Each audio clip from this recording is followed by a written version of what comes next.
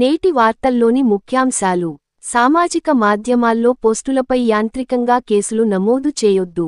హింస, ద్వేషం, అశాంతిని ప్రేరేపించే ప్రాథమిక ఆధారాలు ఉంటేనే ముందుకెళ్లాలి. పోలీసులు, మెజిస్ట్రేట్ కోర్టులకు హైకోర్టు మార్గదర్శకాలు జారీ చేసింది. మన రాజ్యాంగాన్ని చూసి గర్విస్తున్నాం. పొరుగు దేశాల పరిస్థితి ఎలా ఉందో చూడండి. బిల్లుల ఆమోదంలో రాష్ట్రపతి గవర్నర్లకు గడువు వివాదంపై విచారణ సందర్భంగా సీజేఐ జస్టిస్ బి.ఆర్. గవాయ్ వ్యాఖ్య. సాదా బైనామాలకు మోక్షం, క్రమబద్ధీకరణకు నోటిఫికేషన్ జారీ చేసిన ప్రభుత్వం. భూ-భారతి చట్టంలో ఇప్పటికే ప్రత్యేక సెక్షన్. రాజ్యాంగంలోని 7వ షెడ్యూల్లో లిస్ట్ 2లో ఉన్న రాష్ట్ర జాబితాకు సంబంధించిన అంశాలపై రాష్ట్ర శాసన వ్యవస్థ బిల్లు చేసి పంపినప్పుడు గవర్నర్ దాన్ని రాష్ట్రపతి ఆమోదం కోసం పంపడానికి వీల్లేదని తెలంగాణ ప్రభుత్వం సుప్రీంకోర్టులో వాదించింది. గ్రూప్ 1 వ్యవహారంలో సింగిల్ జడ్జి తీర్పుపై అప్పీలుకు నిర్ణయం సమీక్షిస్తున్న రాష్ట్ర ప్రభుత్వం. టీజీపీఎస్సీ.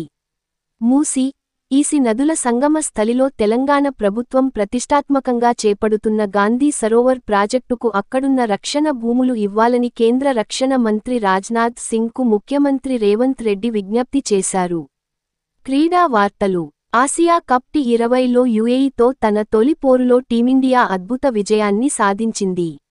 నేటి సూక్తి. తత్వం తెలిసిన వారికి తగువు అక్కరలేదు. యుక్తి తెలిసిన వారికి యుద్ధం అక్కర్లేదు. ఆరోగ్య చిట్కా. సీజనల్ పండ్లను తగినంతగా శరీరానికి అందించాలి. నిన్నటి జీకే ప్రశ్న. గవర్నమెంట్ మార్కెట్ ప్లేస్ ద్వారా డిజిటల్ ప్రొక్యూర్మెంట్లో అగ్రస్థానంలో ఉన్న రాష్ట్రం ఏది? జవాబు ఉత్తరప్రదేశ్. నేటి జీకే ప్రశ్న.